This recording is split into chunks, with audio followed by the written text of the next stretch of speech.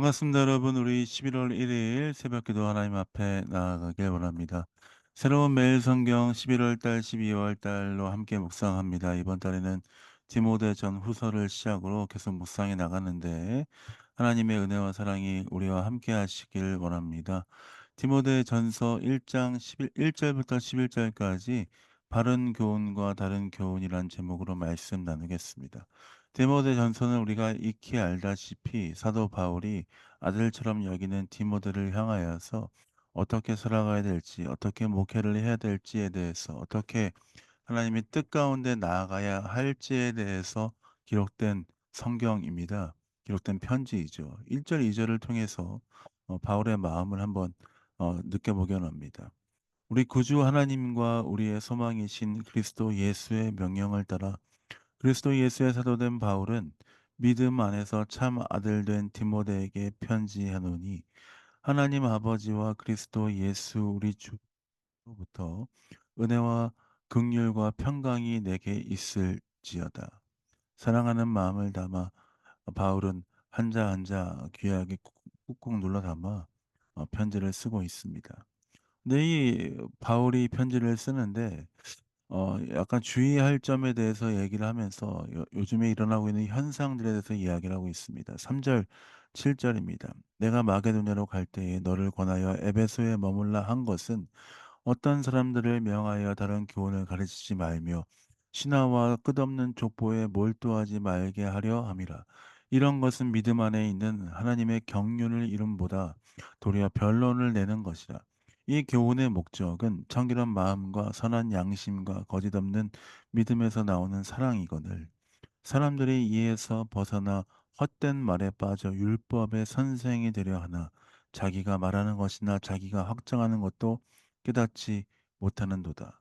어떻습니까? 바울이 디모데에게 주의를 주고 있습니다. 어떤 사람들이 너에게 얘기해서 다른 교훈에 대해서 가르치고 신화와 여러 가지 것들을 몰두하게 하는데 그것들은 하나님을 떠나 사람들을 미혹하게 하는 것이야. 율법의 선생이 되려 하나 자기가 말하는 것도 모르면서 "너희들 그렇게 살라."라고 이야기하고 있는 거야. "너 거기서 벗어나 살아야 된다.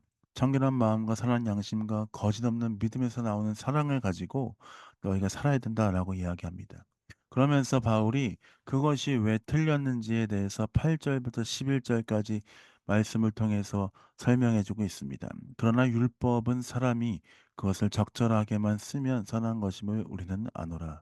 알 것은 이것이니 율법은 옳은 사람을 위하여 세운 것이 아니요 오직 불법한 자와 복종하지 않은 자와 경건하지 아니한 자와 죄인과 거룩하지 아니한 자와 망령된 자와 아버지를 죽이는 자와 어머니를 죽이는 자와 살인하는 자며 음행하는 자와 남색하는 자와 인신매매하는 자와 거짓말하는 자와 거짓 맹세하는 자와 기타 바른 교훈을 거스르는 자를 위함이라.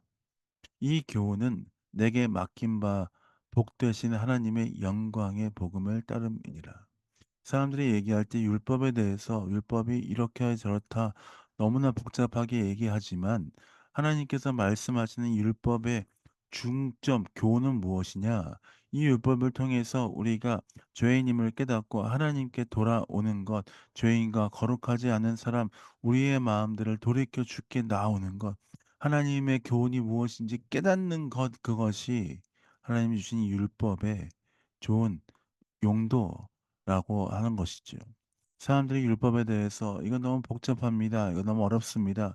이것을 어떻게 이해합니까? 율법을 지킬 수 있는 사람이 있겠습니까?"라고 얘기하면서 디모데를 반박하고 다윗에 대해서 공격하지만 바울에 대해서 공격하지만 이것들은 하나님께서 이걸 통해서 우리가 죄인임을 깨닫게 하는 그 용도로 우리에게 허락하셨다라는 것입니다.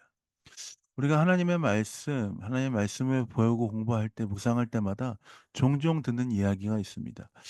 이 하나님의 말씀, 이 말씀을 읽는 거 너무나 두껍고 어려운데 이거 성경이 읽어지는 책이 맞습니까? 읽어지는 것 자체가 너무 어렵지 않습니까? 이거는 읽을 수 없는 책이고 그냥 구경해야 되는 책 아닙니까? 주일날 와서 들고 오는 거 그거 하나로 만족하면 되는 거 아닙니까? 라고 반박할 때가 있습니다. 그러나 여러분, 하나님께서 이 말씀을 주신 의미는 무엇입니까? 이 말씀을 통해서 이 말씀에 적혀져 있는 하나님의 진리, 은혜, 하나님의 놀라운 사랑에 대해서 깨닫고 주께 돌아올 만한 그 마음을 갖게 하는 것들에 대해서 주님께 우리에게 허락하신 것이 하나님 말씀이라는 것입니다. 말씀을 어렵다라고 생각하지 마십시오. 말씀이 너무나 벅차다라고 생각하지 마십시오. 말씀을 다 지킬 수 없는데 내가 지킬 수 없는 그 말씀 시작도 안 하리라라고 하지 마십시오.